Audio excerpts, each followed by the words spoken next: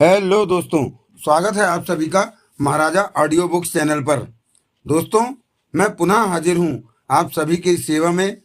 लीजिए, मैं लेकर आ गया हूं फिर से अनिल मोहन जी के उपन्यास बबूसा सीरीज के दूसरे उपन्यास बबूसा और राजा देव के क्लाइमैक्स एपिसोड अर्थात एपिसोड नंबर 6 को लेकर के। तो चलिए, देर नहीं करते हैं और प्रारंभ करते हैं बबूसा और राजा देव एपिसोड नंबर 6। अर्जुन भारद्वाज और नीना कार पर वहां से निकले। अर्जुन ने नगीना से कार मांग ली थी। पहले से ही बाहर मौजूद बीरेन त्यागी ने उन्हें कार में जाते देखा तो अपनी कार उनके पीछे लगा दी। सर, आप सच में दूसरे ग्रह वाली बात पर यकीन कर रहे हैं? नीना कह उठी। बबूसा और धरा मुझे झूठ बोलते नहीं लगे। बातों के दौरान ये बात मैंने खास तौर से नोट की। मतलब सदूर ग्रह पर आप यकीन कर रहे हैं? पूरी तरह नहीं, अर्जुन सोच भरे स्वर में बोला। रानी ताशा से बात करने के बाद ही कुछ कह सकूंगा। वहां पर विजय बेदी नाम का आदमी भी होगा जिसने रात फोन पर नगीना और जगमोहन से बात की थी। वो तो वहां अपने नोट भुनाने के लिए बैठा है। 5 लाख ले चुका है और 15 लाख की बाट जो हो रहा है। अर्जुन ने होंठ सिकोड़कर कहा। देखते हैं उसे भी। अर्जुन और नीना जुहू बीच पर स्थित होटल सी व्यू पर्ल पहुंचे। 5 सितारा शानदार होटल था। अर्जुन ने पार्किंग में कार ले जा रोकी और बाहर निकलकर नीना के साथ होटल के प्रवेश दरवाजे की तरफ बढ़ गया, जहां लंबा सा दरवान खड़ा था। अन्य लोग भी आ जा रहे थे। उनके पास पहुंचते ही दरवान ने शीशे का दरवाजा खोला तो वो भीतर प्रवेश कर गए। एसी की ठंडक ने उनका स्वागत किया। वे रिसेप्शन पर पहुंचे। रानी ताशा के बारे में पूछा। पता चला कि वो तीसरी मंजिल पर 204 नंबर कमरे में ठहरी है। अर्जुन और नीना लिफ्ट की तरफ बढ़ गए। वहां 4 लिफ्ट थी। चारों इस समय व्यस्त थी तो दोनों लिफ्ट के आने का इंतजार करने लगे। तभी नीना कह उठी। सर, मैं माँ से क्या कहूँ? माँ से? वो शादी के बारे में पूछ रही थी मेरे से। आप मेरी छोटी सी समस्या हल नहीं कर सकते? कर लो शादी। किससे? ये तुम जानो। मेरी नज़र में तो सब शादीशुदा हैं। किसी कुंवारे को मैं नहीं जानता। अर्जुन ने मुस्कुराकर मुंह फेर लिया। अपने आसपास ध्यान से देखिए सर, शायद बिना शादी का लड़का दिख जाए। अर्जुन ने अपने आगे पीछे देखा। तभी त्यागी उनके पास आ खड़ा हुआ। अर्जुन से नजरें मिली तो त्यागी मुस्कुराकर बोला। मैंने आपको शायद पहले भी देखा है। सॉरी, मैंने नहीं देखा आपको। अर्जुन कह उठा। मैं दिल्ली से हूँ, पंडित तीरथ राम रस्तोगी।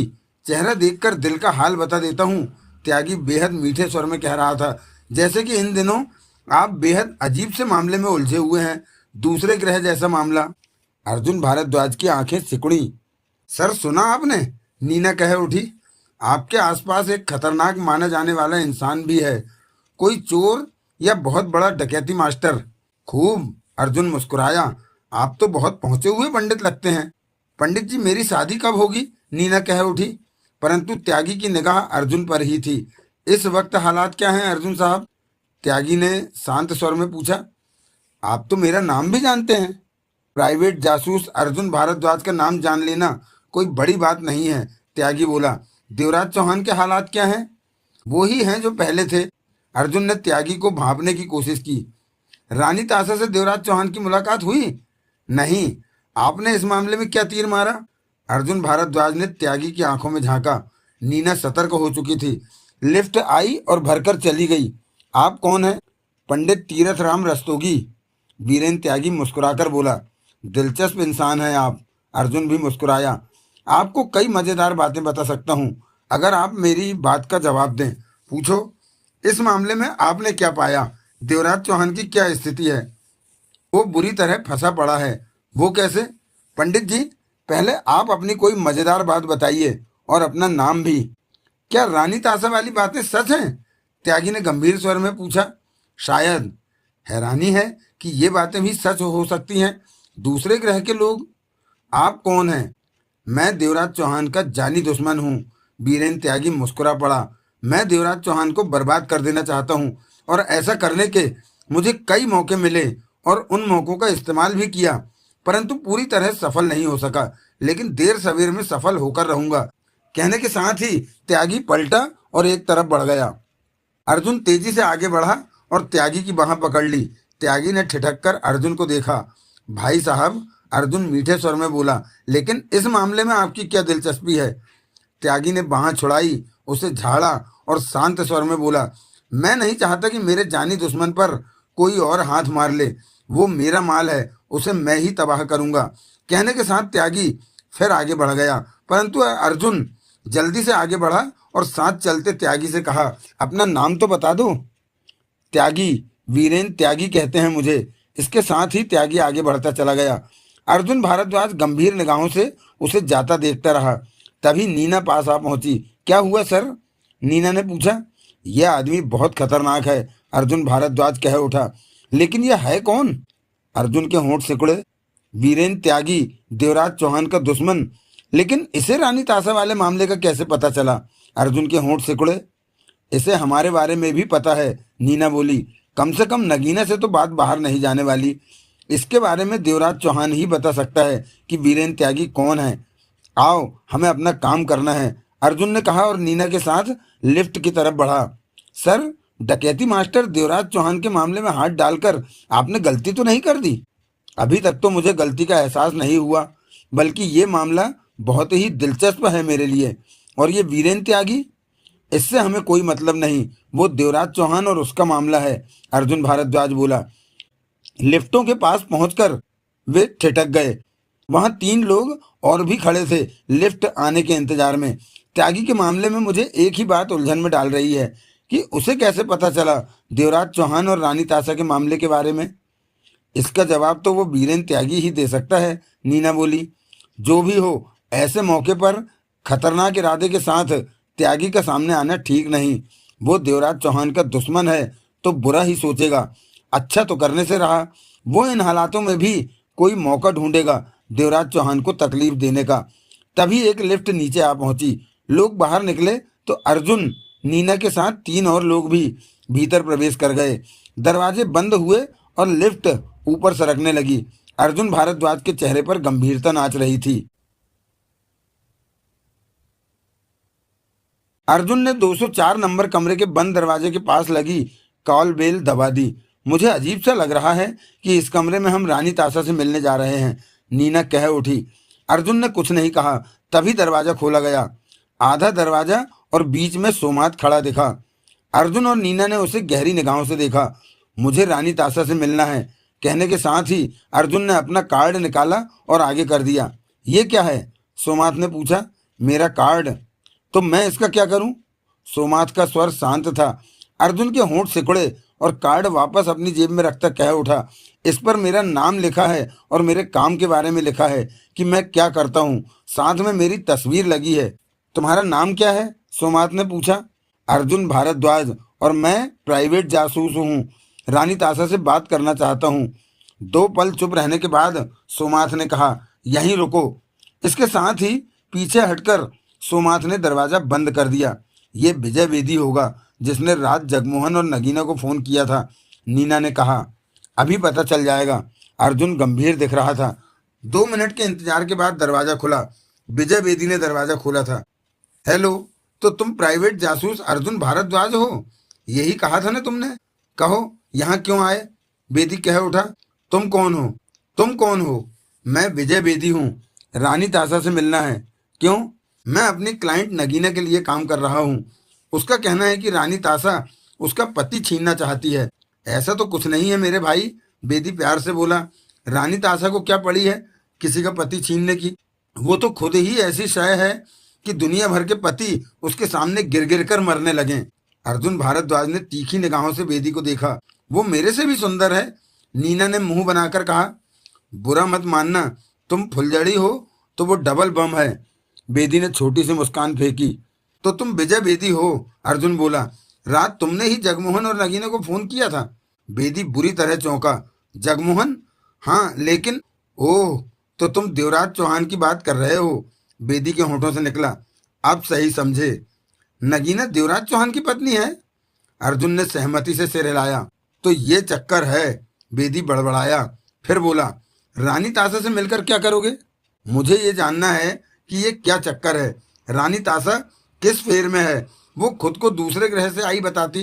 तुम किन पागलों के चक्कर में फंस गए? बेदी ने गहरी सांस लेकर कहा। क्या मतलब? देख भाई प्राइवेट जासूस, विजय बेदी ने शांत स्वर में कहा, यह पागलों वाला मामला है। यहाँ हर कोई अपने को दूसरे ग्रह से आया बताता है, पर तू इन बातों की परवाह क्यों करता है? मैं प्राइवेट जासूसों को जानता हूँ, वो सब नोट बनाने के चक्कर में लगे रहते हैं। इस काम की तूने मोटी फीस ली होगी, क्यों ना लेगा? आखिर प्राइवेट जासूस जो ठहरा। इधर मुझे भी नोटों की जरूरत है। मेरे सिर में गोली फंसी है, उसे ऑपरेशन करवा कर निकालना है। ऑपरेशन के 12 लाख लगते हैं। रानी ताशा से मैंने 20 लाख में सौदा तय किया है कि देवराज चौहान उसे ढूंढ कर दूंगा। 5 लाख तो एडवांस में मार लिए। अब तेरे को तो पता ही होगा कि देवराज चौहान कहाँ पर है। मुझे उसका पता बता दे, मेरा तो काम बन जाएगा दोस्त। अर्जुन ने मुस्कुराकर होंठ सिकोड़े। बता दे मेरे भाई, तेरे को क्या लगता है कि वो लोग सच में दूसरे ग्रह से आए हैं? अर्जुन बोला, ऐसा भी कभी होता है? बेदी ने झल्लाकर कहा, किसी ग्रह पर कोई दुनिया नहीं बसती, सिर्फ पृथ्वी ग्रह पर हम लोग ही रहते हैं। मैंने तुम्हें पहले भी कहा है कि ये पागल लोग हैं जो खुद को दूसरे ग्रह से आया बताते हैं। मतलब कि ये यहीं के लोग हैं? 100%। बेदी ने गर्दन हिलाई। किस चक्कर में है? देवराज चौहान के पीछे क्यों है? देवराज चौहान के बारे में ये क्यों कहते हैं कि पीछे एक जन्म में वो राजा देव था, रानी ताशा का पति था और अब उसे वापस? तू कैसा प्राइवेट जासूस है? तेरे को नहीं पता कि पागल लोग कुछ भी कह देते हैं? कहने दे, मैं तो बाकी का 15 लाख लेने के फेर में हूँ। तू मुझे देवराज चौहान का पता बता दे, मेरा कल्याण हो जाएगा। उधर तू देवराज चौहान की पत्नी से अपनी मोटी फीस झाड़, हम दोनों को काम हो जाएगा। बहुत समझदार है तू। अर्जुन मुस्कुराया। तू मेरा असिस्टेंट क्यों नहीं बन जाता? मेरे सिर में फंसी गोली निकलवा दे, तेरा असिस्टेंट भी बन जाऊंगा। तेरे को ट्रेनिंग की काफी जरूरत है। क्यों? क्योंकि तेरे को अभी तक ये नहीं पता कि देवराज चौहान कौन है। अर्जुन भारद्वाज ने शांत स्वर में कहा। कौन है? डकैती मास्टर देवराज चौहान है वो। विजय बेदी एकटक अर्जुन को देखने लगा। नाम सुना है? डकैती मास्टर देवराज चौहान। बेदी ने लंबी सांस ली। ये देवराज चौहान वो वाला देवराज चौहान है? वो ही वाला। बेदी से फौरन कुछ कहते नहीं बना। क्या हो गया तुझे? वो तो बहुत खतरनाक है, सुना है ऐसा। तू मिला उससे? बेदी ने सूखे होठों पर जीभ फेरी। मिला? वो खतरनाक है बहुत। सामने वाला बंदा उसे पसंद ना आए तो उसकी गर्दन मरोड़ देता है। तेरे को तो वो पसंद करेगा ही नहीं। क्यों? मैंने उसका क्या बिगाड़ा है? तू दरवाजे पर अड़ा हुआ है, मुझे रानी ताशा से मिलने नहीं दे रहा। पागल लोगों से मिलकर क्या करेगा? वो साले दूसरे ग्रह से कम बात नहीं करते। बेदी ने मुंह बनाया। कितने लोग हैं भीतर? 3। रानी ताशा, सोमारा और सोमात। जिसने दरवाजा खोला था वो सोमात था? हाँ। सोमारा कौन है? वो भी अपने को दूसरे ग्रह की बताती। रास्ता दे, मुझे रानी ताशा से मिलना है। यार तू मेरा खेल बिगाड़ देगा। मेरा 15 लाख डूब गया है तो? अर्जुन भारद्वाज ने पलक झपकते ही कमर में फंसी रिवाल्वर निकाली और विजय बेदी की छाती पर नाल लगा दी। बेदी घबरा उठा, उसकी जान अटक गई। ये क्या? बेदी के होंठों से हड़बड़ाया सा स्वर निकला। सर, नीना जल्दी से कह उठी। पिछली बार गलती से ट्रिगर दब गया और बंदा मर गया था। इस बार भी कहीं गलती से ट्रिगर मत दबा देना। बेचारा मर गया तो सिर में फंसी गोली ऑपरेशन करके कैसे निकलवाएगा? विजय बेदी का चेहरा फक पड़ गया। रिवाल्वर हटाओ, बेदी सूखे स्वर में कह उठा। रास्ता दे, अर्जुन ने सख्त स्वर में कहा। कोई मेरी बात ना माने तो कभी कभी ट्रिगर दब जाता। बेदी फौरन दरवाजे से पीछे हटता चला गया।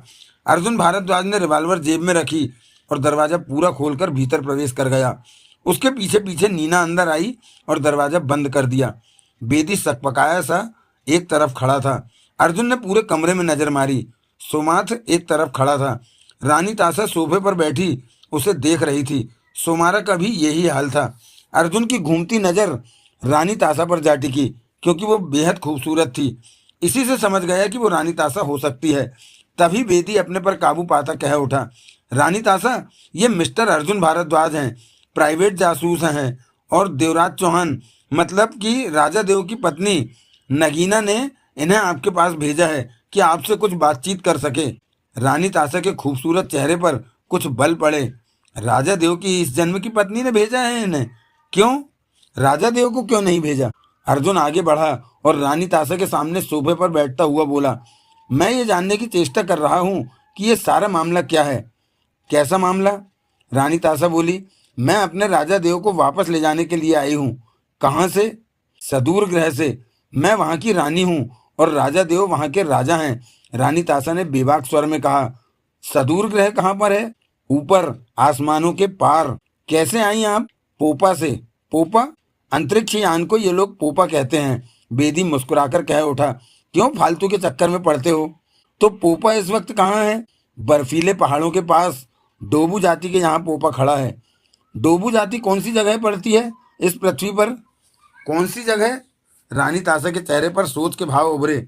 ये मैं नहीं बता सकती, क्योंकि मैं पृथ्वी के रास्तों को नहीं जानती। उसकी निगाह बेदी पर गई। तुम बताओ। मैं क्या बताऊं? मैं तो कभी वहां गया नहीं, बेदी ने जल्दी से कहा। अगर आपको अब पोपा के पास जाना हो तो कैसे जाएंगी? अर्जुन ने पूछा। उसका इंतजाम है हमारे पास। रानी ताशा ने एक तरफ रखे ट्रांसमीटर जैसे यंत्र की तरफ इशारा किया।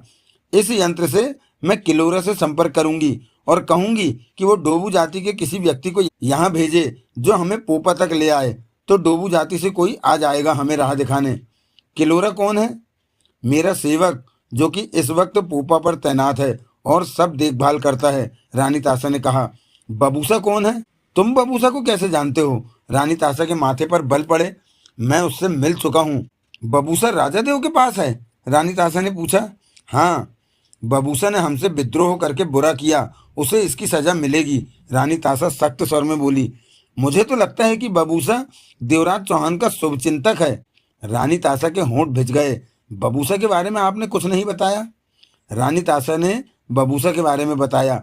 अर्जुन भारद्वाज चेहरे पर गंभीरता समेटे रानी ताशा की बात सुनता रहा।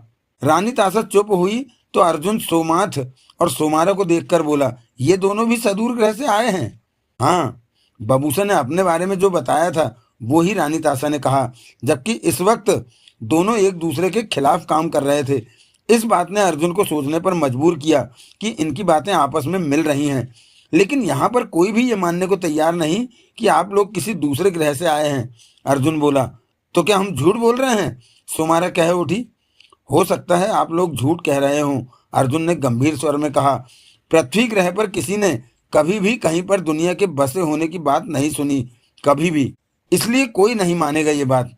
बेशक कोई मत माने, हम राजा देव को लेकर चले जाएंगे यहाँ से, सोमाथ बोला। लेकिन देवराज चौहान आप लोगों के साथ नहीं जाना चाहता, वो आपको नहीं जानता। ये सच है कि इस वक्त राजा देव को अपना वो जन्म याद नहीं, परंतु मेरे से बात करते वो तड़प उठते हैं। मेरे पास आना चाहते हैं वो, लेकिन कोई उनसे फोन ले लेता है और बात पूरी नहीं होने देता। ऐसा कुछ नहीं है, मैंने देवराज चौहान से बात की है, वो आपके पास नहीं आना चाहता, अर्जुन ने कहा। सब ठीक हो जाएगा। रानी ताशा की आंखों से आंसू बह निकले। मैं जानती हूँ अभी राजा देव को उस जन्म का या मेरे बारे में कुछ भी याद नहीं आ रहा, परंतु जल्दी ही उन्हें याद आ जाएगा। जब मेरा चेहरा देखेंगे तो राजा देव को याद आना शुरू हो जाएगा। महापंडित ने ऐसा ही कहा था। तभी तो चाहती हूँ कि एक बार राजा देव मुझे अपने सामने देख लें, उसके बाद सब ठीक होता चला जाएगा। वो मुझे बहुत प्यार करते हैं, मेरे बिना रह नहीं सकते। इतना लंबा वक्त उन्होंने मेरे बिना कैसे बिताया होगा। अपनी ताशा को बाहों में लेने को वो तड़प रहे होंगे।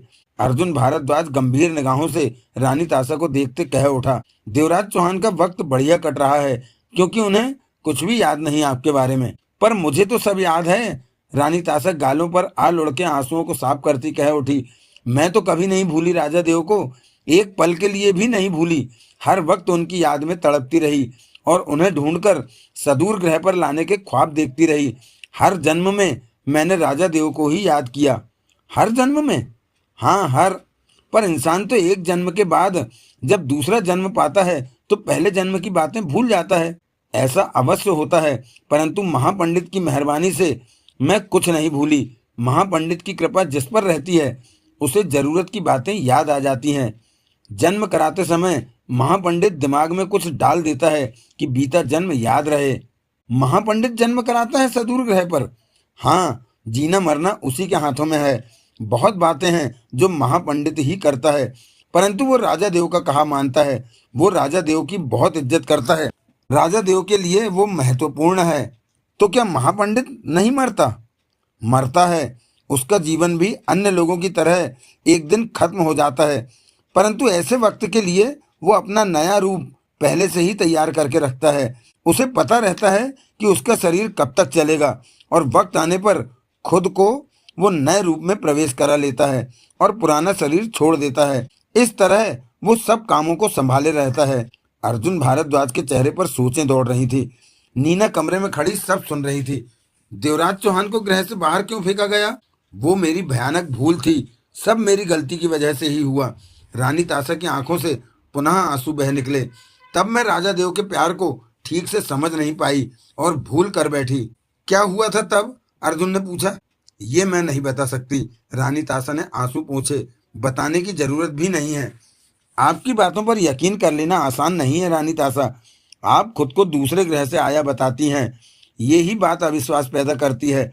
अगर आपकी बातें जनता जान ले तो हो हल्ला मच जाए, पुलिस को पता चल जाए तो फिर आपको भगवान ही बचाए, आप लोग मुसीबतों में घिर जाएंगे। अर्जुन भारद्वाज ने गंभीर स्वर में कहा। मैं चाहता हूं कि अब आप सच बोलें, तभी मैं इस मामले को सुलझा सकता हूं, नहीं तो पहेलियां खड़ी हो जाएंगी। तो अब तक मैं तुमसे झूठ कह रही थी? रानी ताशा ने नाराजगी भरे स्वर में कहा। आपके पास पहचान पत्र तो होगा ही, वो दिखाइए, एकाएक अर्जुन कह उठा। पहचान पत्र? वो क्या होता है? विजय बेदी मुंह लटकाए कभी अर्जुन को देखता तो कभी रानी ताशा को। लाइसेंस, वोटर पहचान पत्र, पासपोर्ट या ऐसा ही कुछ और? रानी ताशा ने सोमात को देखकर कहा। ऐसा कुछ हमारे पास है सोमात? नहीं, हम इन चीजों का इस्तेमाल नहीं करते। ये शायद इस ग्रह की चीजें हैं, सोमात बोला। सुना तुमने? रानी ताशा ने अर्जुन को देखा। अर्जुन भारद्वाज ने विजय बेदी पर निगाह मारी। बेदी ने तुरंत मुंह फेर लिया। सर, नीना कह उठी, ये शातिर लोग हैं, आसानी से सही रास्ते पर नहीं आने वाले। सोमारा के माथे पर बल पड़ गए। क्या कहा तुमने? सोमारा तीखे स्वर में कह उठी। तुम हमें बेईमान कह रही हो? इसमें नाराज होने वाली बात नहीं, अर्जुन भारद्वाज ने तुरंत गंभीर स्वर में कहा। आप लोग अजीब सी बातें कर रहे हैं, खुद को दूसरे ग्रह से आया बता रहे हैं, जो कि झूठ है। रानी ताशा और राजा देव वाली, आपकी बात भी मानने वाला कोई नहीं। दूसरे ग्रह से आए लोग आप जैसे नहीं होते। आप जैसे लोग तो हमारे यहाँ हैं, हम तुम लोगों जैसे क्यों नहीं हो सकते? रानी ताशा कह उठी। जैसे तुम हो वैसे हम हैं। ये ड्रामा छोड़िए मैडम। अर्जुन भारद्वाज का स्वर सख्त हो गया। सीधी तरह बताइए कि बात क्या है? आप क्यों देवराज चौहान के पीछे पड़ी हैं? क्या आप उसे पहले से जानती हैं? या मैंने बताया तो, मैं राजा देव को पहले से जानती हूँ। रानी ताशा उठ खड़ी हुई। चेहरे पर तनाव आ गया। वो सदूर ग्रह के मालिक और मेरे राजा पति थे। वो मेरे बिना नहीं रह सकते। आपकी ये बात मानने के काबिल नहीं है, अर्जुन भारद्वाज ने गंभीर स्वर में कहा। देवराज चौहान की पत्नी नगीना ने मुझे यही जानने भेजा है कि इस मामले की हकीकत क्या है और तुम लोग कौन हो। परंतु तुम मेरे सामने दूसरे ग्रह की बातें कर रही हो, पोपा और महापंडित की बातें कर रही हो, राजा देव की बातें कर रही हो। इसके अलावा तुमने कोई बात नहीं की। तुम चालाकी से अपनी बातों में मुझे उलझा रही हो। रानी ताशा ने सख्त निगाहों से अर्जुन भारद्वाज को देखा। अर्जुन भारद्वाज भी उठ खड़ा हुआ। तुम जानते हो कि इस वक्त राजा देव कहाँ पर मौजूद हैं? रानी ताशा ने स्पष्ट स्वर में पूछा। बेशक जानता हूँ, मैं अभी वहीं से आ रहा हूँ, अर्जुन बोला। मुझे राजा देव का पता बताओ। पहले तुम मुझे ये बताओ कि तुम क्या खेल खेल रही हो, अर्जुन आंखें सिकोड़कर कह उठा। रानी ताशा ने सोमात को देखकर सपाट स्वर में कहा। यह राजा देव का पता जानता है सोमात, इससे पता पूछो। सोमात तुरंत अर्जुन भारद्वाज की तरफ बढ़ गया। अर्जुन सतर्क हो उठा। उसने फौरन रिवाल्वर निकालकर सोमात की तरफ कर दी। वहीं रुक जाओ, अर्जुन भारद्वाज गुर्रा उठा। सर, नीना जल्दी से कह उठी, गोली मत चला देना। परंतु सोमात नहीं रोका। हालातों को बदलते देखकर विजय बेदी घबरा उठा। रिवाल्वर जेब में रख लो, बेदी ने तेज स्वर में कहा। गोली चल जाएगी। तब तक सोमात अर्जुन भारद्वाज के पास पहुंच चुका था। गोली चलाने का अर्जुन का इरादा वैसे भी नहीं था, परंतु सोमात के सिर पर आ जाने की वजह से वो उलझन में घिर गया। सोमात ने उसके हाथ में दबी रिवाल्वर को पकड़कर दूर फेंका और अर्जुन के सिर के बालों को पकड़ने लगा। तभी अर्जुन ने अपना घुटना सोमात की टांगों के बीच दे मारा, लेकिन सोमात पर इसका कोई असर नहीं हुआ। अर्जुन भारद्वाज छिटक कर 4 कदम पीछे हट गया और सोमात को देखने लगा। सोमात के चेहरे पर खतरनाक मुस्कान उभरी। वो पुनः अर्जुन की तरफ बढ़ा। उसी पल अर्जुन भारद्वाज उछला और तेजी से सोमात से आ टकराया। अर्जुन को लगा जैसे किसी लोहे के पेड़ से टकरा गया हो। उसका पूरा शरीर झंझना उठा। सोमात ने उसे बाहों के घेरे के बीच बांध लिया। अर्जुन छटपटाया इससे पूछो सोमाथ कि राजा देव का पता क्या है। रानी तासा सख्त स्वर में कह उठी। राजा देव का पता क्या है? सोमाथ ने रानी तासा के शब्द दोहरा दिए। ये बात तुम कभी नहीं जान सकते, अर्जुन भारद्वाज दांत भींचे कह उठा। सोमाथ ने बाहों का घेरा तंग कर लिया।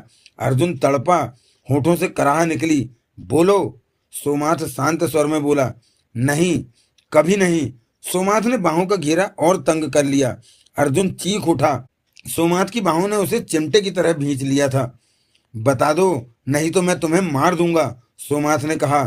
छोड़ दे कमीने, नीना कह उठी। अभी तो इन्होंने शादी भी नहीं की, बात चलाने की कोशिश कर रही हूँ। सोमाथ ने नीना को देखा और बोला, तुम भी तो जानती हो राजा देव का पता। नीना चौंकी। भाग जा नीना, भाग। अर्जुन चीखा। आपको छोड़कर? नीना कसमसा से उठी। मैंने कहा भाग, अर्जुन ने गुस्से से कहा। नीना तुरंत दरवाजे की तरफ भागी। पकड़ो उसे, रानी तासा ने विजय बेदी से तेज स्वर में कहा। मैं? बेदी के होंठों से निकला और अगले ही पल नीना की तरफ दौड़ा। तब नीना दरवाजा खोलने जा रही थी। रुक जाओ, बेदी ने धीमे स्वर में कहा। मैंने तो पहले ही कहा था कि टांग मत फंसाओ, ये पागल लोग हैं, पर तुम लोगों ने मेरी बात नहीं मानी। पंगा लिया है तो भुगतना भी पड़ेगा। नीना ने दरवाजा खोला कि बेदी ने फौरन बंद करके कहा, मैं तुम्हें नहीं जाने दूंगा। रानी तासा का ऑर्डर तो मानना ही पड़ेगा, उसने मुझे 15 लाख देने हैं। नीना ने कठोर निगाहों से विजय बेदी को देखा। माफ करना, बेदी ने परेशान स्वर में कहा, पर मैं तुम्हें नहीं जाने दूंगा, नहीं तो 15 लाख हाथ से निकल जाएंगे। इसके साथ ही बेदी ने नीना की कलाई पकड़ी और खींचकर उसे कमरे के भीतर ले आया। तभी अर्जुन की चीख सुनाई दी। सोमाथ ने अपनी बाहें और तंग कर ली थी। अब तू मर जाएगा, सोमाथ बोला। राजा देव का पता बता दे तो बच जाएगा। अर्जुन भारद्वाज सोमाथ जैसे लोहे के इंसान की बाहों में फड़फड़ाकर रह गया। नहीं बताएगा? सोमाथ का स्वर सामान्य था। नहीं, मैं नहीं, अर्जुन ने कहना चाहा। तभी सोमाथ की बाहें खुली और हाथ अर्जुन भारद्वाज के सिर पर पड़ा। अर्जुन वहीं का वहीं कटे पेड़ की तरह ढेर हो गया। सर! नीना चीखी और बाह छुड़ाकर अर्जुन की तरफ दौड़ी। बेदी 2 पलों के लिए हक्का बक्का रह गया। फिर बोला, ये तुमने क्या किया? मार दिया इसे? सोमाथ रानी तासा को देखकर बोला, ये राजा देव का पता नहीं बता रहा, इसे मार दूं रानी तासा? पागल हो गए हो? विजय बेदी भड़क उठा। अगर तुम लोगों ने खून खराबा किया तो मैं तुम लोगों के लिए देवराज चौहान को तलाश नहीं करूंगा। किसी की जान ली तो मैं यहाँ से गया। ये तुम्हारा क्या लगता है? रानी तासा ने कहा। कुछ भी नहीं, पर इसे मार दिया जाए, ये मुझे पसंद नहीं। पुलिस किसी को भी नहीं छोड़ेगी, मैं भी फंस जाऊंगा। तुम लोग इसकी जान नहीं लोगे। बेदी पूरी तरह गुस्से में आ चुका था। इन्हें जाने दो, देर सवेर में मैं तुम्हारे राजा देव को ढूंढ लूंगा। इस तरह किसी की जान लेने का कोई मतलब नहीं बनता। इस लड़की से राजा देव का पता पूछो सोमाथ, रानी तासा कह उठी। सोमाथ ने नीना को देखा, जो कि बेहोश अर्जुन भारद्वाज के पास बैठी थी। नीना का चेहरा फक पड़ गया। वो तुरंत कह उठी, मैं मुझे क्या पता? मैं तो होटल के कमरे में सो रही थी, ये आया और मुझे साथ चलने को कहने लगा। नौकरी करनी है तो नखरे कैसे? मैं साथ चल पड़ी और यहाँ आकर फंस गई। मुझे नहीं मालूम राजा देव या देवराज चौहान जो भी है कहाँ रहता है। कसम से मुझे तो कुछ भी नहीं पता कि ये सब क्या हो रहा है। सोमाथ तब तक नीना की तरफ बढ़ चुका था। मैं नहीं जानती कि तब तक सोमाथ ने नीना की बाह पकड़ी और उसे खड़ा कर दिया। इसे कुछ मत कहो, विजय बेदी परेशानी भरे स्वर में कह उठा। ये सच में देवराज चौहान के बारे में कुछ नहीं जानती। मेरे होते तुम लोग चिंता क्यों करते हो? मैं देवराज चौहान का पता पाने में लगा हूं ना, मैं ढूंढ लूंगा उसे। ठहरो सोमाथ, रानी तासा कह उठी। सोमाथ नीना की बाह पकड़े रुक गया। रानी तासा ने बेदी से कहा, तुम जल्दी से राजा देव को ढूंढ दोगे? कोशिश कर तो रहा हूं, मुझे कुछ वक्त दो, बेदी ने तेज स्वर में कहा। रानी तासा की आंखों से एकाएक आंसू बह निकले। मैं अब जल्दी से राजा देव को साथ लेकर सदूर ग्रह पर वापस चले जाना चाहती हूँ। मैं अपने प्यारे देव के बिना नहीं रह सकती। वो मुझे सबसे प्यारे हैं, मुझे उनके पास ले चलो। रानी तासा सुबह उठी। हौसला रखो, मैं देवराज चौहान को जल्दी ही ढूंढ लूंगा, बेदी ने गंभीर स्वर में कहा। रानी तासा ने गीली आंखों से नीना की तरफ देखकर कहा, तो इसका क्या करें? इन्हें जाने दो यहाँ से रानी तासा, बेदी ने संभले स्वर में कहा। इनका यहाँ कोई काम नहीं। सोमाथ, जाने दो इनको, रानी तासा ने भीगे स्वर में कहा और धप से सोफे पर बैठ गई। सोमाथ ने नीना की बाह छोड़ दी। नीना ने व्याकुल भाव से बेहोश अर्जुन भारद्वाज को देखा, फिर बेदी से कह उठी, ये तो बेहोश है, मैं इसे होश में लाता हूँ। कहने के साथ ही बेदी बाथरूम से पानी का मग लाया और अर्जुन पर छींटे डालने लगा। आधा घंटे बाद अर्जुन को होश आया। ऐसा लगता था जैसे सोमाथ ने कुछ ज्यादा ही भारी हाथ मार दिया था। होश में आते ही अर्जुन की नजर सबसे पहले नीना पर पड़ी। नीना की आंखों में उसे आंसू झलके दिखे। फिर बेदी पर नजर गई। नीना ने जल्दी से अर्जुन से कहा, सर यहाँ से चलिए, नहीं तो ये लोग हमारी जान ले लेंगे। अर्जुन ने क्रोध पूर्वक आंखें लाल करके सोमाथ को देखा और अपना रिवॉल्वर जेब में डालकर दरवाजे की ओर बढ़ गया। वे दोनों होटल की कार पार्किंग में पहुंचे। वहां से अपनी कार निकालकर वे दोनों देवराज चौहान के बंगले पर पहुंचे। वहां पर पहुंचकर जैसे ही नीना ने कालबेल दबाई, तुरंत दरवाजा खुला और दरवाजा खोलने वाली नगीना ही थी। नगीना को देखते ही अर्जुन भारद्वाज बोला, नगीना जी, मैं आपसे कुछ बात करना चाहता हूँ, और जो भी बात बबूसा से हुई और जो ताशा से हुई, दोनों की बात मैं आपको बता देना चाहता हूँ। अर्जुन ने पूर्ववत स्वर में कहा। जैसे कि बबूसा से बात करके मुझे महसूस हुआ कि वो सच्चा हो सकता है, उसी तरह रानी ताशा से बात करके मुझे लगा कि वो सच्ची हो सकती है। मेरे ख्याल में वो जो कह रही है वो सही हो सकता है। ये आप कैसे कह सकते हैं? नगीना व्याकुल हो उठी, क्योंकि उन्होंने जो कहा उनके चेहरे के हाव भाव बताते हैं कि वो सच कह रहे हैं।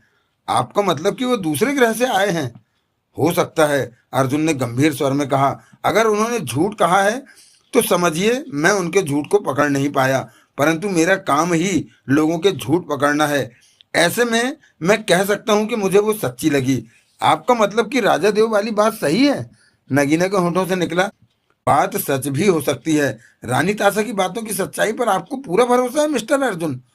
पूरा तो नहीं, परंतु उनकी सच्चाई पर बहुत ज्यादा भरोसा है।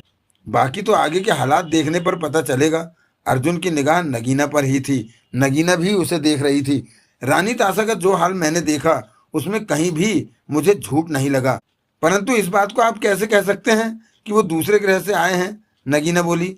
उनकी बातों से वो अपने अंतरिक्ष यान के बारे में भी बताते हैं कि वो कहाँ खड़ा है। बबूसा की कही बातें और रानी ताशा की बातें आपस में मिलती हैं, जबकि दोनों एक दूसरे के खिलाफ काम कर रहे हैं। कहीं बबूसा और रानी ताशा मिलकर किसी चाल को अंजाम दे रहे हो? नगीना बोली। मुझे ऐसा नहीं लगता, बाकी आने वाला वक्त बताएगा। सोमात तो बहुत ताकतवर है, नीना कह उठी। मिनटों में सर का बुरा हाल कर दिया। कौन सोमात? रानी ताशा के साथ था वो, नीना ने कहा। वो लोहे की ताकत रखता है, अर्जुन भारद्वाज ने छोटी सी मुस्कान के साथ कहा। उसका मुकाबला कर पाना संभव नहीं। वो मुझसे देवराज चौहान का पता पूछ रहे थे, इसी बात पर झड़प हो गई थी। वो तो मुझे भी पकड़ लेना चाहते थे, परंतु भला हो बेदी भैया का कि जिन्होंने बात संभाल ली और हमें वहां से निकाल दिया। तब तो सर बेहोश पड़े थे, बहुत मुश्किल से बचे हैं। बेदी भैया कौन? नगीना ने गंभीर स्वर में पूछा। विजय बेदी, अर्जुन ने कहा, जिससे फोन पर आपने बातें की थी। ओह वो। हालांकि विजय बेदी को रानी ताशा पर यकीन नहीं है कि वो दूसरे ग्रह से आए हैं। वो गलत भी नहीं है, इस बात पर आसानी से यकीन भी नहीं किया जा सकता। बेदी तो उन लोगों से इसलिए जुड़ा हुआ है कि सिर में फंसी गोली के ऑपरेशन के लिए उसे पैसा चाहिए। उनसे पैसा लेने की फिराक में है और उन्हें कहता है कि वो उनके लिए देवराज चौहान को जल्दी ही ढूंढ लेगा। अर्जुन भारद्वाज ने सोच भरे स्वर में कहा। नगीना व्याकुल सी खड़ी दोनों को देखती रही। अब मेरे लिए क्या काम है? इस केस को यहीं छोड़ दूं या आगे बढ़ाऊं? अर्जुन बोला। आप इस केस पर ही रहिए, मुझे कुछ भी समझ नहीं आ रहा कि ये क्या हो रहा है। नगीना परेशान थी। फिर मुझे रानी ताशा पर नजर रखनी होगी कि वो किससे मिलती है या उससे मिलने कौन आता है। अर्जुन ने कहा। कोई गड़बड़ होगी तो मुझे पता चल जाएगा। रानी ताशा हर वक्त मेरी नजर में रहेगी। और मैं क्या करूं? नगीना के होठों से निकला। आप देवराज चौहान के पास रहिए और आने वाले वक्त का इंतजार कीजिए। अर्जुन भारद्वाज ने गंभीर स्वर में कहा। एक बात मैं आपसे जरूर कहना चाहूंगा नगीना जी, अगर रानी ताशा की बातें सच हैं, जो कि मुझे सच लगती हैं, तो आने वाला वक्त बहुत ही खतरनाक मोड़ ले सकता है। क्योंकि रानी ताशा जी जान से राजा देव को चाहती है और हर हाल में उसे वापस अपने ग्रह पर ले जाना चाहती है। वो खतरनाक और दृढ़ निश्चय वाली औरत लगी मुझे।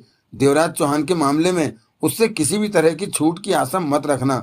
वो कभी भी कुछ भी कर सकती है और देर सवेर में वो देवराज चौहान का पता लगा ही लेगी कि वो यहाँ रहता है और यहाँ तक पहुँच जाएगी। नगीना के होंठ भिंचने लगे। यहाँ आकर वो क्या करेगी? मेरे ख्याल में तो देवराज चौहान को अपने साथ ले जाना चाहेगी। हम उसे ऐसा नहीं करने देंगे। नगीना के चेहरे पर शक्ति आने लगी। बेशक आप लोग उसे रोकेंगे, परंतु वो भी तो किसी दम के साथ ही आई है कि राजा देव को वापस ले जाना है। उसे कमजोर समझने की भूल मत करें। अभी तो मैंने उसके एक ही आदमी सोमात को देखा है जो लोहे से भी मजबूत है। अर्जुन ने गंभीर स्वर में कहा, उसके पास और भी इंतजाम होंगे। मेरे ख्याल में तो आप लोगों को आने वाले खतरे के प्रति सतर्क हो जाना चाहिए। नगीना के होंठ पूरी तरह भिज चुके थे। बेहतर होगा कि इस बारे में आप लोग अपना मजबूत इंतजाम रखें। रानी तासा कभी भी देवराज चौहान के लिए यहाँ पहुँच सकती है। मैंने महसूस किया है कि वो अपनी सोच से पीछे हटने वाली औरत नहीं है। अर्जुन भारद्वाज ने कहा, आपका मतलब कि अब आने वाले वक्त में कुछ भी हो सकता है? नगीना गुर्रा उठी। हाँ, बस रानी तासा के यहाँ तक पहुँचने की देर है।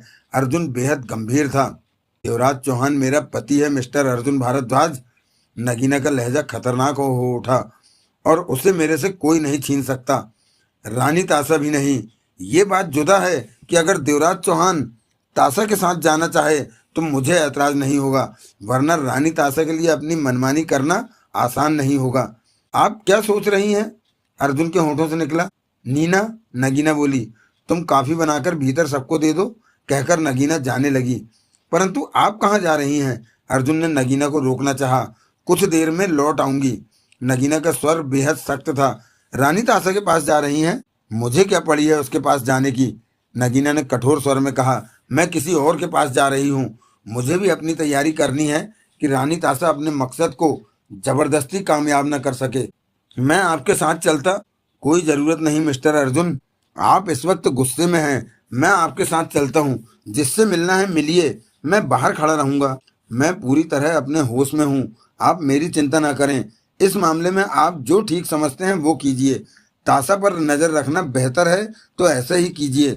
मैं अपने काम करती हूँ, क्योंकि रानी तासा अपनी सोच से पीछे हटने वाली नहीं, तो मैं उसे देवराज चौहान को ले जाने न दूंगी। दांत भींचे कहती नगीना वहां से चली गई। अर्जुन भारद्वाज होंठ सिकोड़े नगीना को ही देखता रहा। सर, नीना कह उठी, गड़बड़ हो रहा है मामला। होगा ही, अर्जुन भारद्वाज ने गंभीर स्वर में कहा। नगीना कैसे अपने पति को तासा को ले जाने देगी? झगड़ा होगा? तगड़ा, अर्जुन बोला। सोमात की ताकत देखकर ही मैं चिंता में पड़ गया हूँ। अगर रानी तासा के पास ऐसे और भी इंतजाम हुए तो आने वाले वक्त में कुछ भी हो सकता है। मैं कुछ कहूँ सर? क्या? निकल चलते हैं। ऐसा न हो कि इस मामले में पड़कर हमारी जानें चली जाएं। अर्जुन ने नीना को घूरा। क्या हुआ सर? पहले कभी मैं कोई केस छोड़कर पीछे हटा हूँ? अर्जुन भारद्वाज ने तीखे स्वर में कहा। वो बात नहीं सर, ये मामला जरा ज्यादा खतरनाक है। दूसरे ग्रह के लोग, बीते जन्म के रिश्ते, सोमाथ जैसा खतरनाक इंसान, रानी तासा जैसी अपने मकसद को हासिल करने वाली आधी पागल औरत, और इधर डकैती मास्टर देवराज चौहान, और वो बबूसा भी डटा बैठा है कि रानी तासा को सफल नहीं होने देगा। कभी भी बहुत कुछ हो सकता है, और हमारी तो गिनती भी नहीं होगी कहीं। अगर हमें कुछ हो गया तो मैं इस मामले को पूरा देखूंगा कि आगे क्या होता है। पूरा देखेंगे? नीना का मुंह लटक गया। तुम दिल्ली वापस जा सकती हो, मैं नहीं जा सकती। वापस चली गई तो माँ मेरा बुरा हाल कर देगी। माँ? अर्जुन ने आंखें सिकोड़कर नीना को देखा। वो ही सर, शादी वाली बात। आप ही कहिए कि माँ को शादी वाली बात का क्या जवाब दूं? हाँ कह दूं? कॉफी बनाकर भीतर दो, वो इंतजार कर रहे हैं। अर्जुन ने मुस्कुराकर कहा। सर, मैंने आज तक की सारी तनख्वाहें संभाल रखी हैं। आपके एक इशारे पर वापस कर दूंगी। संभाले रखो, तुम्हारे बच्चों के काम आएगा वो पैसा। मेरे बच्चों के? पर सर, उन बच्चों का बाप भी तो कोई होगा। ये बता दीजिए वो कौन होगा? अर्जुन भारद्वाज पलटा और ड्राइंग रूम की तरफ बढ़ गया। कभी तो मेरा हाथ थामोगे ही अर्जुन साहब। नीना गहरी सांस लेकर बड़बड़ाई। फिर गला पकड़कर सारा हिसाब लूंगी। शादी के बाद देखूंगी कि आप नखरे कैसे लगाते हैं। देखती हूँ कि ऐसा कब तक चलता है। कभी तो नीना के बन ही जाओगे। अर्जुन भारद्वाज और नीना जा चुके थे। नीना ने कॉफी बनाकर देवराज चौहान और अन्यों को दी थी, और अर्जुन ने देवराज चौहान से कह दिया था कि रानी ताशा की बातों में हकीकत हो सकती है। बबूसा नहाने चला गया था। धरा देवराज चौहान और जगमोहन के पास बैठी कॉफी पी रही थी। नगीना बंगले से जा चुकी थी। देवराज चौहान से वो इतना ही कहकर गई थी कि वो अभी लौट आएगी। कॉफी समाप्त हो गई तो धरा खाली प्याले किचन में रखाई। तभी देवराज चौहान का फोन बजने लगा। जगमोहन ने उसी पल फोन उठाकर नंबर देखा और कह उठा, रानी ताशा का फोन है। देवराज चौहान को देखा। मुझे दो, देवराज चौहान बोला। रहने दो, धरा बोली, तुम फिर होश गंवा दोगे। मुझे दो। देवराज चौहान ने हाथ बढ़ाकर जगमोहन से फोन लिया और बात की। हेलो मेरे राजा देव। रानी ताशा का भर्राया स्वर कानों में पड़ा। आप कहाँ हैं? ताशा? देवराज चौहान के होठों से निकला। जगमोहन सतर्क सा पास बैठा था। आपकी ताशा, आपकी प्यारी। उधर से रानी ताशा रो पड़ी। आप मुझसे मिलते क्यों नहीं? मेरे पास क्यों नहीं आ जाते? आपको देखने के लिए मैं कितना तड़प रही हूँ। क्या आपका दिल नहीं करता मुझे बाहों में लेने को, वैसा ही प्यार करने को जैसा आप पहले करते थे? इतना भूल गए अपनी ताशा को कि ताशा। एकाएक देवराज चौहान के चेहरे पर बेचैनी की छाप उभरने लगी। ताशा तुम? हाँ हाँ कहो मेरे देव। पता नहीं, देवराज चौहान के होठों से निकला। मैंने तुम्हारी आवाज सुन रखी है, कहीं सुना है तुम्हें। मैं तुम्हारी ताशा ही हूँ देव। तुम घंटों बैठकर मेरे से बातें किया करते थे, मेरा हाथ अपने हाथों में थामे रखते थे। वो सदूर ग्रह के सुहावने दिन तुम मुझे कितना प्यार करते थे। मेरे चेहरे पर मुस्कान देखने के लिए मुझे हमेशा खुश रखते थे, मुझे बाहों में भर लेते थे और मैं किसी तरह आज़ाद होकर दौड़ जाया करती थी। तुम मेरे पीछे दौड़ते थे और फिर मुझे बाहों में भर लेते थे। मैं तुम्हारा प्यार हूँ देव और तुम मेरी जान हो। तुम मेरे से अब और जुदा नहीं रह सकते। मैं तुम्हें वापस ले जाने आई हूँ देव। हम फिर अपनी प्यार की दुनिया बसाएंगे, लेकिन इस बार तुम्हारी ताशा तुम्हें तुमसे भी ज्यादा प्यार देगी। इतना प्यार कि तुम कभी मेरे से दूर नहीं जा पाओगे देव। देवराज चौहान के चेहरे के भाव तेजी से बदलते जा रहे थे। जगमोहन और भी चौकस हो चुका था। ताशा, देवराज चौहान का स्वर कांपा। ताशा तुम आ जाओ ना देव। रानी ताशा का भर्राया स्वर कानों में पुनः पड़ा। मैं मर जाऊंगी तुम्हारे बिना। नहीं ताशा नहीं, तुम नहीं मर सकती। मेरे पास आ जाओ। होटल सी व्यू पर्ल में मैं कब से तुम्हारा इंतजार कर रही हूँ। नहीं तो मुझे अपना पता दो मेरे प्यारे देव। तुम्हारे बिना अब चैन नहीं मिलता, मैं पागल हो। देवराज चौहान उछलकर खड़ा हो गया। चेहरे पर अजीब से भाव और चमक छा चुकी थी। मैं आ रहा हूँ ताशा, मैं तुम्हारे पास आ रहा हूँ। जल्दी आ जाओ देव, मैं तुम्हें बहुत प्यार करूंगी। कितना भाग्य वाला दिन है कि तुम्हें देखूंगी 3 जन्मों के बाद। देवराज चौहान ने फोन फेंका और दरवाजे की तरफ लपका। जगमोहन तुरंत सामने आ गया। तुम कहीं नहीं जाओगे, जगमोहन दृढ़ स्वर में कह उठा। ताशा, वो ताशा मुझे बुला रही। होश में आओ, तुम कहीं नहीं जाओगे, जगमोहन गुस्से से बोला। देवराज चौहान के चेहरे पर पागलों जैसे भाव उभरे हुए थे। एकाएक उसके चेहरे पर गुस्सा उभरा और पूरी ताकत से घूंसा जगमोहन के चेहरे पर मारा। जगमोहन के होठों से कराह निकली और उसका माथा पीछे दरवाजे से जा टकराया तो तीव्र कराह के साथ नीचे को जा लुढ़का। माथे पर खून उभरता दिखा। वो बेहोश हो चुका था। ये तुमने क्या किया? घबराई सी धरा कह उठी। ताशा! देवराज चौहान चीखता हुआ कमरे से बाहर निकला और मुख्य दरवाजे की तरफ दौड़ता चला गया। मैं आ रहा हूँ ताशा, तुम्हारे पास आ रहा हूँ। तुम्हारा देव आ रहा है ताशा। रुक जाओ, पीछे से धरा चीखी, परंतु देखते ही देखते देवराज चौहान दौड़ता चिल्लाता बाहर निकलता चला गया। बबूसा! धरा गला फाड़कर चीखती बाथरूम की तरफ दौड़ी जहां बबूसा नहा रहा था। राघव, धर्मा और एक्स्ट्रा RDX इन तीनों की कार सड़क पर ट्रैफिक के साथ दौड़ रही थी। एक्स्ट्रा कार ड्राइव कर रहा था और धर्मा बगल में बैठा था। राघव पीछे की सीट पर अधलेटा सा पड़ा था।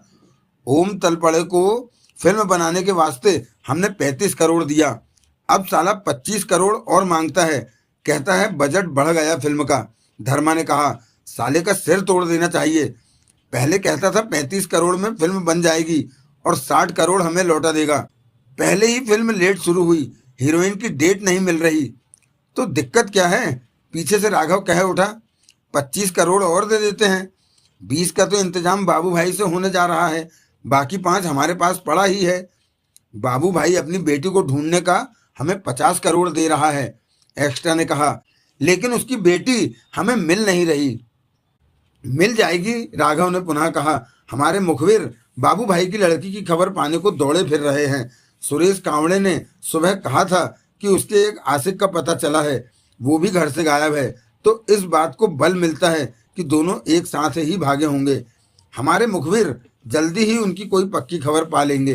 तल पड़े से अब सख्ती से बात करनी होगी कि इस 25 करोड़ के बाद और पैसा उसने मांगा तो साले का सिर तोड़ देंगे। धर्मा ने कहा, पक्की तरह समझा देना है कमीने को। मैं समझा दूंगा, एक्स्ट्रा ने कहा। एक काम और आया है हाथ में, राघव ने कहा। क्या? धर्मा बोला। अंडरवर्ल्ड का सुधीर तौले, उसकी आजकल बाबा खान से तगड़ी लगी हुई है। सुधीर तौले के आदमी का फोन आया था कि बाबा खान के ड्रग्स के गोदाम को आग लगानी है, 5 करोड़ देगा। 5 करोड़ कम है, एक्स्ट्रा बोला। ये बाबा खान का मामला है, कम से कम 15 तो होना चाहिए। धर्मा ने गर्दन घुमाकर राघव को देखा। तुमने क्या कहा? मना कर दिया। क्यों? पैसे भी कम थे और हमें सुधीर तौले और बाबा खान के झगड़े में नहीं पड़ना है। ठीक किया मना करके। सुधीर तौले के पास ढेरों आदमी हैं, उनसे क्यों नहीं करा लेता ये काम?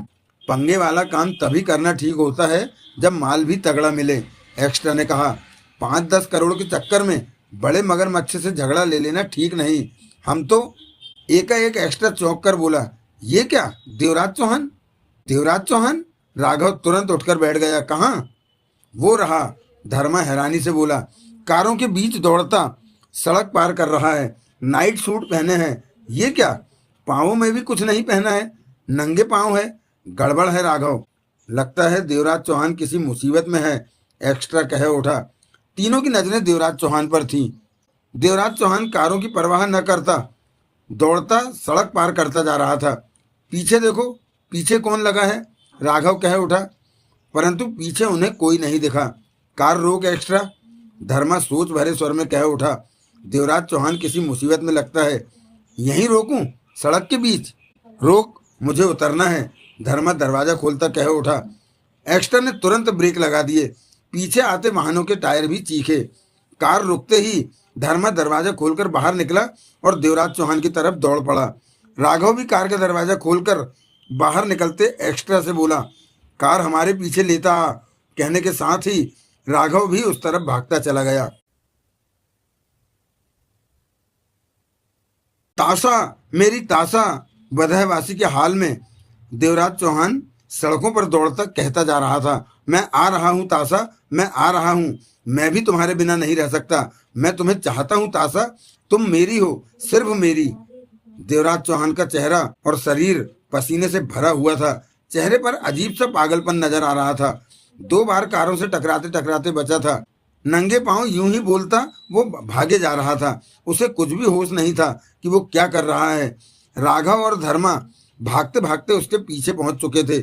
वो देवराज चौहान को पुकारे जा रहे थे, परंतु देवराज चौहान ने एक बार भी पलटकर पीछे नहीं देखा था, जैसे कोई शक्ति उस पर अधिकार जमाए उसे भगाए जा रही हो, उसकी सोचने समझने की सारी शक्ति छीन ली हो।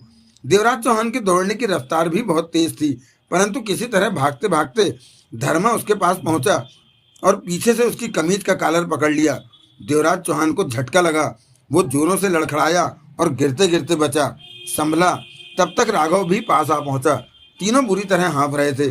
देवराज चौहान के चेहरे पर छाए अजीब से भावों को देखकर धर्मा राघव चौंके। ताशा, मुझे ताशा के पास जाना है, देवराज चौहान कह उठा। वो मेरा इंतजार कर रही। चिंता मत कर, राघव ने खोज भरी निगाह उसके चेहरे पर मारी। हम सब ठीक कर देंगे। अपना हाल तो देख कि क्या बना रखा है। हमें बता क्या मामला है, तेरे काम आकर हमें खुशी होगी देवराज चौहान। ताशा, ताशा, ऊंचे स्वर में कहता देवराज चौहान पुनः भागने लगा। पकड़ राघव, धर्मा भी भागा। मुझे गड़बड़ लग रही है, देवराज चौहान अपने होश में नहीं लगता। देवराज चौहान इस बार 15 कदम से ज्यादा न भाग सका। राघव उसके पास पहुंचकर उसकी बाह पकड़ चुका था। क्या हुआ तुझे, राघव कह उठा। नाइट सूट में नंगे पांव सड़कों पर कहाँ भागा जा रहा है? ये ताशा कौन है? धर्मा बोला। लड़की के चक्कर में पड़ के खुद को बर्बाद मत कर। हमें देख, धंधे की तरफ ही ध्यान देते हैं, लड़कियों की तरफ तो देखते भी। तासा, मुझे तासा के पास जाना है।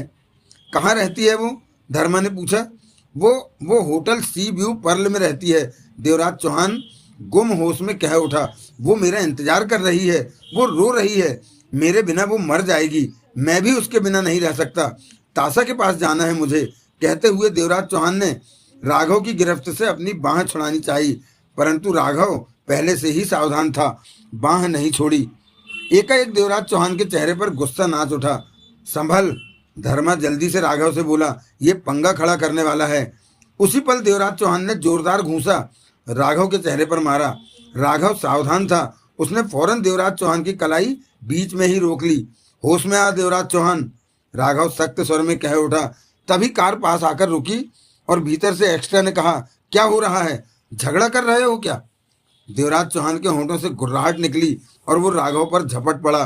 तभी पास खड़े धर्मा ने फुर्ती से रिवाल्वर निकाली और उसका दस्ता बेग के साथ देवराज चौहान के सिर के पिछले हिस्से में मारा। देवराज चौहान के होंठों से तेज कराह निकली और वो लहराकर राघव की बाहों में आ फंसा। कार में डाल इसे। धर्मा कार का पीछे का दरवाजा खोलता कह उठा। मामला बहुत ज्यादा गड़बड़ लग रहा है। हैरानी की बात है कि डकैती मास्टर देवराज चौहान बुरे हाल में सड़कों पर एक लड़की के लिए पागल हुआ दौड़ता फिर रहा है। राघव और धर्मा ने देवराज चौहान को कार के पीछे की सीट पर लिटाया। धर्मा उसके साथ बैठा, राघव आगे की सीट पर बैठा तो एक्स्ट्रा ने तेजी से कार दौड़ा दी। आसपास आते जाते लोगों ने ये सब कुछ देखा, परंतु कार के चले जाने के बाद वे सब अपने रास्तों पर निकल गए। मुंबई जैसे शहर में किसी के पास वक्त नहीं था कि दूसरे के बारे में सोचें कि ऐसा क्यों हो रहा है। सब अपनी ही दौड़ में दौड़े जा रहे थे। नगीना ने कालबेल बजाई। चेहरे पर गंभीरता थी, कुछ गुस्सा भी उभरा हुआ था। दरवाजे के पास खड़ी रही और दूसरी बार बेल बजाई तो भीतर से करीब आते कदमों की आहटें सुनी। फिर दरवाजा खोल दिया गया। सामने मोना चौधरी खड़ी थी।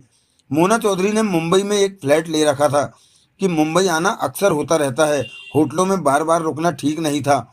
नगीना इस फ्लैट के बारे में जानती थी और मोना चौधरी को देखने यहाँ आ पहुंची थी और मोना चौधरी इत्तेफाक से मिल भी गई। बेला, नगीना के पूर्व जन्म का नाम था ये। तुम? नगीना पर निगाह पड़ते ही मोना चौधरी बुरी तरह चौंकी। नगीना मोना चौधरी को देखने लगी। मोना चौधरी ने नगीना के चेहरे पर छाई गंभीरता को महसूस किया और पीछे हटती बोली, आओ, भीतर आओ। नगीना भीतर आई तो मोना चौधरी दरवाजा बंद करने के बाद बोली, बात क्या है बेला? तेरा चेहरा नॉर्मल नहीं लग रहा। बहन बहन के पास सहायता मांगने आई है, नगीना ने थके स्वर में कहा। कह तो, क्या बात है? मैं तेरे लिए सब कुछ करूंगी। मोना चौधरी ने नगीना का हाथ थाम लिया। आज पहली बार है जो तू इस तरह मेरे पास आई है, जरूर कोई खास वजह होगी। कह तो। दोनों सोफे पर जा बैठी। मैं बहुत से अजीब हालातों में फंस गई हूँ और देवराज चौहान इस स्थिति में नहीं है कि वो कुछ कर सके। ऐसे में मुझे तेरी ही याद आई। तेरे पास आकर मैंने कुछ गलत तो नहीं किया? बिल्कुल भी नहीं। मुझे बता, क्या बात है? इस जन्म की ना सही, पूर्व जन्म में मैं तेरी बहन थी बेला। फिर कुछ रिश्ते तो ऐसे होते हैं जो कभी नहीं टूटते। हमारा रिश्ता भी ऐसा है, बेशक हम में जो भी बातें होती रहें। एक औरत, नगीना ने गंभीर स्वर में कहा, जो खुद को रानी तासा कहती है और कहती है कि वो दूसरे ग्रह से आई है और देवराज चौहान कुछ जन्म पहले उसका पति था। राजा देव कहते थे उसे। वो अब उसी राजा देव को लेने आई है। मोना चौधरी की आंखें सिकुड़ी। वो कोई नाटक खेल रही है। मोना चौधरी ने गुस्से से कहा, ऐसा नहीं हो सकता। पहले यही लगता है कि वो कोई षड्यंत्र कर रही है, परंतु धीरे धीरे उसकी बातों का यकीन आने लगता है। तो तुम मानती हो कि वो सच कहती है? मैं कुछ नहीं मानती, परंतु हालात खराब होते जा रहे हैं, इतने खराब कि मुझे तेरी याद आ गई। कुछ भी ठीक नहीं हो रहा। अच्छा यही होगा कि पहले तू सारी बातें जान ले, तभी कुछ कहना। बता बेला, सब कुछ बता। मोना चौधरी के चेहरे पर उलझन आ गई थी। ऐसा क्या हो गया कि देवराज चौहान भी बेबस हो गया? नगीना ने बताना शुरू किया। शुरू से लेकर अंत तक एक एक बात बता दी। सब कुछ सुनकर मोना चौधरी के चेहरे पर गंभीरता दिखने लगी। नगीना कहकर रुकी, फिर बोल पड़ी, रानी तासा सच है या झूठ? बबूसा जो कहता है उसके बारे में भी मैं यकीन से कुछ नहीं कह सकती। ये बातें ही ऐसी हैं कि उन पर भरोसा करना कठिन है, परंतु हालात बुरे होने लगे हैं। अर्जुन भारद्वाज ने इशारा दिया है कि रानी ताशा के सामने आने पर शायद हम उसे न रोक सकें और वो देवराज चौहान को अपने साथ ले जा सकती है। अर्जुन भारद्वाज पर मुझे पूरा भरोसा है। वो समझदार जासूस है और इस मामले को गहराई से जानने की कोशिश कर रहा है। तो बेला, तू चाहती है कि मैं रानी ताशा को रोकूं कि वो देवराज चौहान को न ले जा सके? मोना चौधरी गंभीर स्वर में बोली। मैं चाहती हूँ कि रानी ताशा अपनी मनमानी न कर सके। मैं अभी तक नहीं समझ पाई कि वो क्या चीज है। देवराज चौहान अगर अपने होशो हवास में अपनी खुशी से ताशा के साथ जाना चाहे तो मुझे जरा भी ऐतराज नहीं, परंतु मैं नहीं चाहती कि रानी ताशा अपनी ताकत के दम पर जबरदस्ती देवराज चौहान को ले जाए अपने साथ। मोना चौधरी के होंठ भिजे थे, चेहरे पर सोचें थी। वो बोली, जो बातें तूने बताई हैं उससे मेरा दिमाग जोरों का हिल रहा है। सच बात तो यह है कि मैं जानती हूँ तू जो भी कह रही है सच कह रही है, परंतु तब भी जैसे इन बातों का यकीन नहीं आ रहा कि रानी ताशा किसी दूसरे ग्रह से आई है और अपने पहले के जन्म के पति राजा देव अर्थात देवराज चौहान को वापस ले जाना चाहती है। परंतु जो भी है, मैं जरूर देखूंगी इस मामले को और जैसा तू चाहती है तेरे लिए वैसा ही काम करूंगी। हैरानी है, इन बातों को देवराज चौहान मान रहा है, जगमोहन मान रहा है और अब अर्जुन भारद्वाज वो प्राइवेट जासूस भी मानने लगा है। पर मैं नहीं मानती। मुझे तो वो बबूसा भी रानी ताशा की किसी चाल का हिस्सा लगता है। मैं किसी नतीजे पर नहीं पहुंच पाई। नगीना बोली, तू इस मामले में कुछ कर सके तो मुझे चैन मिलेगा मिन्नू। फिक्र मत कर, मोना चौधरी उठते हुए बोली। मैं अभी तेरे साथ चलती हूँ। रानी ताशा को मैं देखूंगी। मोना चौधरी के चेहरे पर शक्ति उभरी। वो कोई खतरनाक खेल खेल रही है और मैं उसे कामयाब नहीं होने दूंगी। जगमोहन पागलों की तरह देवराज चौहान को ढूंढता फिर रहा था। जब उसे होश आया तो बंगले पर कोई नहीं था, बबूसा और धरा भी नहीं थे। जगमोहन ने माथे पर आया खून साफ करने के बाद धरा को फोन किया तो धरा से बात हो गई थी। जगमोहन ने देवराज चौहान के बारे में पूछा। देवराज चौहान का कुछ पता नहीं है। बबूसा एक बार फिर उसे गंध के सहारे ढूंढने का प्रयास कर रहा है। जगमोहन ने फोन बंद किया और उसी वक्त कार पर होटल सी व्यू पर्ल के लिए जुहू बीच की तरफ निकल पड़ा। होटल पहुंचकर बाहर रहकर निगरानी करने लगा कि देवराज चौहान इसी होटल में आने को कह रहा था। रानी ताशा इसी होटल में ठहरी हुई है, परंतु वो नहीं जानता था कि रानी ताशा इस होटल के किस कमरे में ठहरी हुई है। जगमोहन को चिंता थी कि देवराज चौहान रानी ताशा तक न पहुंच जाए। 3 घंटे इंतजार करने के पश्चात भी जब उसे देवराज चौहान नजर नहीं आया तो वो होटल के भीतर प्रवेश कर गया। रिसेप्शन से रानी ताशा के कमरे का नंबर पता करके तीसरी मंजिल के 204 नंबर कमरे में जा पहुंचा। दरवाजे के पास लगी कॉल बेल बजा दी। जल्दी ही दरवाजा खुला और विजय बेदी देखा। कहिए, बेदी ने शीतल स्वर में कहा।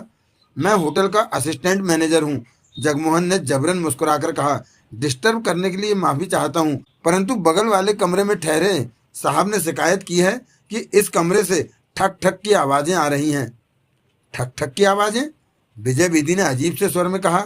नहीं जनाब, ऐसा कुछ नहीं हो रहा यहाँ। अगर आपको ऐतराज न हो तो मैं भीतर देख सकता हूँ। क्यों नहीं देख सकते जनाब, आपका होटल है, हम तो मेहमान हैं, आइए। बेदी दरवाजे से हट गया। जगमोहन ने धड़कते दिल के साथ कमरे में प्रवेश किया। नजरें घूमी, सोमात को, रानी ताशा को और सोमारा को देखा, फिर बाथरूम की तरफ बढ़ गया। तो ये है रानी ताशा, जगमोहन बड़बड़ाया। बेहद खूबसूरत, बिल्कुल रानी की तरह लग रही है। जगमोहन ने बाथरूम चेक किया। देवराज चौहान कहीं नहीं था। तकलीफ के लिए माफी चाहता हूँ, जगमोहन सबको देखकर मुस्कुराता हुआ दरवाजे की तरफ बढ़ता बोला। बेदी उसके साथ साथ था कि दरवाजा बंद कर सके। ठक ठक कहीं मिली? जगमोहन दरवाजे से बाहर निकला तो बेदी कह उठा, नहीं, मैंने तो पहले भी कहा था कि नहीं मिलेगी। बेदी ने मुस्कुराकर सिर हिलाया। बाहर निकलकर जगमोहन आगे बढ़ता चला गया।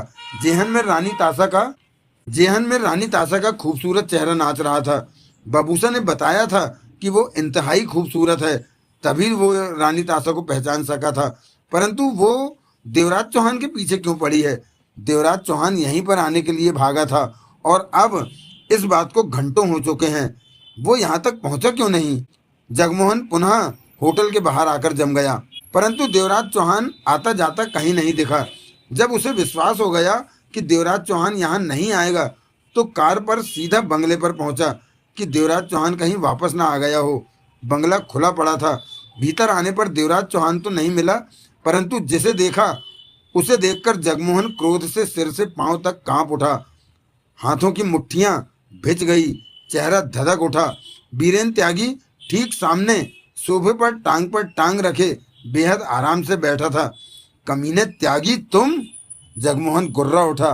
बीरेन त्यागी बेहद शांत भाव में मुस्कुराया और कह उठा, मुझे यहाँ देखकर अगर ये सोचते हो कि मुझे पकड़ लोगे या मार दोगे तो ये तुम्हारी भूल है।